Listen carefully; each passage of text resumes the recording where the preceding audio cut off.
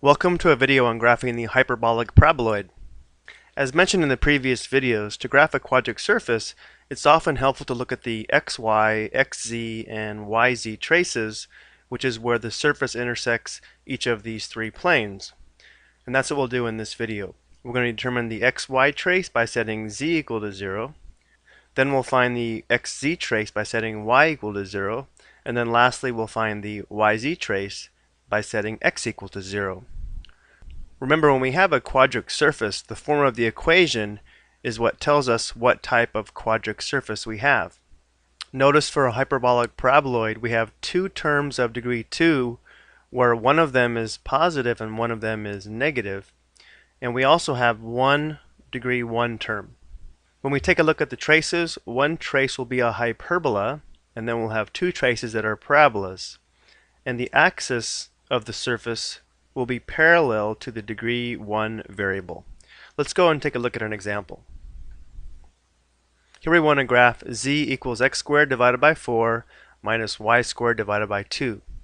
This equation fits the pattern of a hyperbolic paraboloid, so we know what the general shape will be, but let's go ahead and determine the three traces.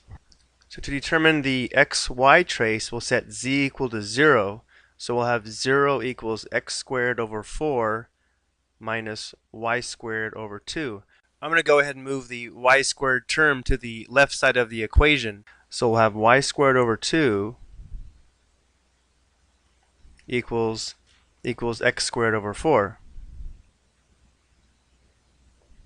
Now we're going to go ahead and solve this equation for y, so I'll multiply both sides by 2. That'll give us y squared equals, if we multiply the right side by 2, we're going to have 2 in the numerator and 4 in the denominator. That'll give us 1/2 x squared. Now we'll take the square root of both sides, and we have y equals plus or minus 1 over the square root of 2x. So here we have two lines, one line that has a positive slope of 1 over square root 2, the other line has a slope of negative 1 over square root 2. Both pass through the origin. So here's the origin. Square root 2 is approximately 1.4. So for the positive slope, we'll go up 1 and then right 1.4. Notice this is scaled by 2's, so the first line will go up 1 and over maybe about here. And there's the line with a positive slope. And then for the second line, we'll go down 1 and right 1.4. And here's the second line. Now, even though this graph is linear, this trace does fit the form of a hyperbola, and we'll take a look at another trace that's parallel to this axis after we take a look at these other two traces. So to determine the xz trace, we'll set y equal to 0, so we'll have z x squared divided by 4. This will be a parabola. Again, we'll call this the x-axis, and now this will be the z-axis. So we know it's a parabola where the vertex is at the origin.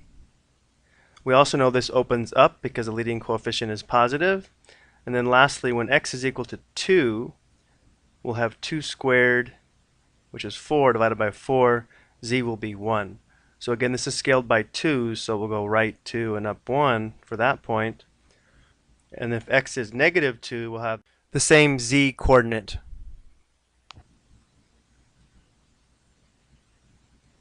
So here's the xz trace. Now to determine the yz trace, we're going to set x equal to 0.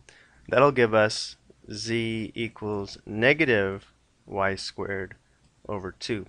Again, this will be another parabola, but now it'll open down. We'll call this the y-axis, this the z-axis. Passes through the origin. So now when y is equal to 2, we'll have 2 squared divided by 2. That's going to give us 2, and then it will be negative. And then when y is negative 2, we'll have the same value for z. So we have another parabola which opens down, and it's also narrower. So putting these three traces together, we should be able to sketch a three-dimensional surface. But before we do that, let's go ahead and take a look at one more xy trace, because as we said before, a hyperbolic paraboloid should have two traces that are parabolas and one that's a hyperbola. So for this next trace, let's go ahead and set z equal to 1. this plane would be 1 unit above the xy plane. So if we let z equal 1, we would have 1 equals x squared over 4 minus y squared over 2. And this fits the form of a hyperbola that we're used to. Here we have a squared is equal to 4 and b squared equals 2. So this hyperbola has a major axis that's horizontal. It's centered at the origin, and since a squared equals 4, that means a would be 2. So from the origin we'll go right 2 units and left 2 units. And we're going to make this rectangle so we can sketch the asymptotes from the diagonals. Next, b squared is equal to 2, so b is equal to the square root of 2. So from the origin we'll go up 1.4 units, or approximately, and then down 1.4 units. We can use these 4 points to sketch the rectangle that aids us in constructing the hyperbola. Next, the diagonals will be our asymptotes. So the sketch of this trace, which is a hyperbola, notice the horizontal axis is the major axis, so it'll look like this.